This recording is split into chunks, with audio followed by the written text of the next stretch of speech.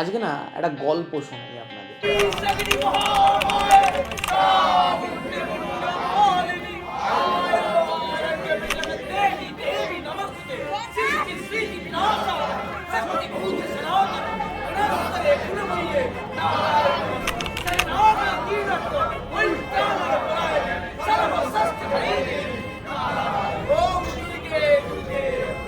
আজ থেকে আনুমানিক 400 বছর আগে বর্ধমানের রাজা ছিলেন শ্রী কন্দর্প নারায়ণ রায়। আর আজকের এই বাগনান অঞ্চল ছিল মহারাজা কন্দর্প নারায়ণ রায়ের জমিদারি।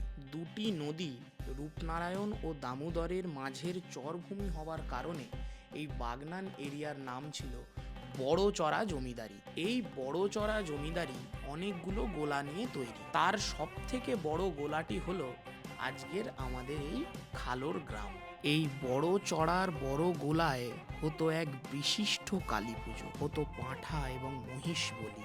কার্তিক মাসের অমাবস্যায় হতো মায়ের পূজা, আর তারপর দিন হতো মায়ের বিসর্জন। হঠাৎই একদিন মহারাজা স্বপ্নাদেশ পান মায়ের মন্দির তৈরি করার, আর তারপর মায়ের স্ব ইচ্ছায় তৈরি হয় আজকের এই কালীবাড়ি মন্দির। এরপর মায়ের ইচ্ছা মতো শুরু হয় নিত্য পুজো এবং প্রতি অমাবস্যায় বলিদান।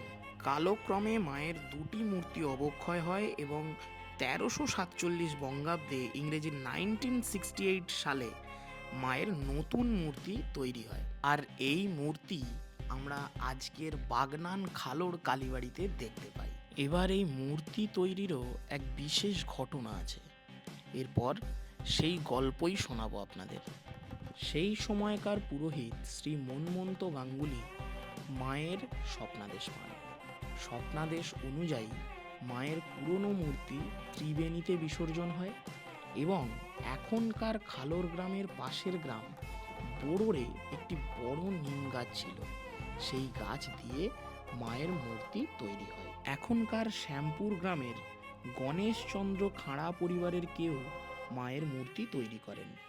1968 সালের 32শে আষাঢ় মায়ের নবনির্মিত মন্দির আবার সবার জন্য খুলে যায়। 1968 সালের পর থেকে এতকাল পর্যন্ত এই মন্দিরটির দরকার হয়ে পড়েছিল একটু রিনোভেশনের। আর এই পুরো ভিডিওতে আপনারা যে মন্দির পূজা যজ্ঞ এগুলো দেখলেন, তা মায়ের পঞ্চচূড়া বিশিষ্ট নবনির্মিত মন্দির, যেটি প্রতিষ্ঠা হলেন 2026 সালের 11ই ফেব্রুয়ারি।